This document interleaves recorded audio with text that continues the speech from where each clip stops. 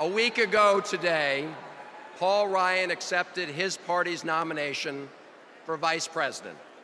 He's the chairman of the House Budget Committee. I lead the Democrats on the committee. We have sharp differences over policy, but we get along well. And I'll admit, I was glad Paul was picked. I hoped it would result in a serious debate about the choice before us. Then I heard his acceptance speech.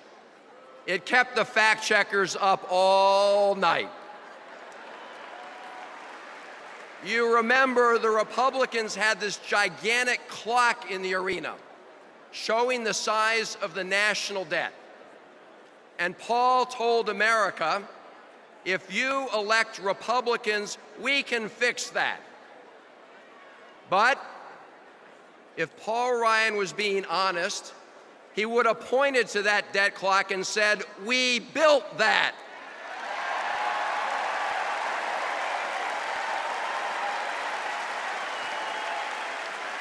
Because here are the facts. When President Clinton left office, America had a projected surplus of trillions of dollars over the next decade. Then came 2 wars, 2 tax cuts tilted to the wealthy, and a new entitlement. Republicans didn't pay for any of it. Paul Ryan voted for all of it. On top of that, they left behind an economy in free fall. So when President Obama took office, the Republicans handed him the bill. Projected deficits of trillions of dollars. Congressman Ryan, America is literally in your debt.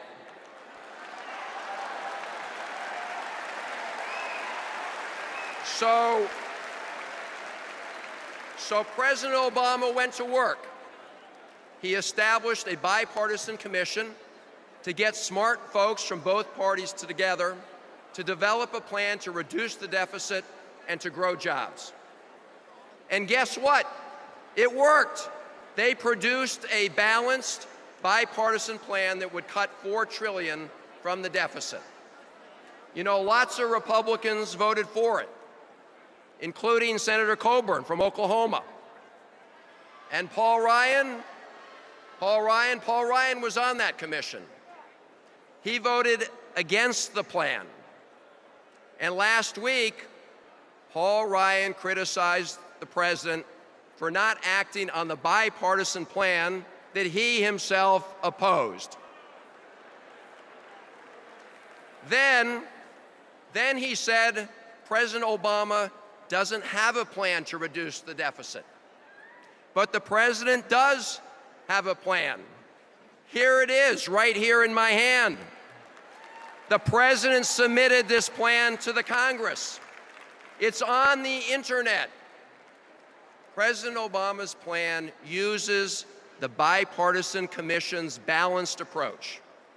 It reduces the deficit by more than $4 trillion, cutting spending and asking those at the top to pay the same rates they did under President Clinton, when we created nearly 23 million jobs and balanced the budget.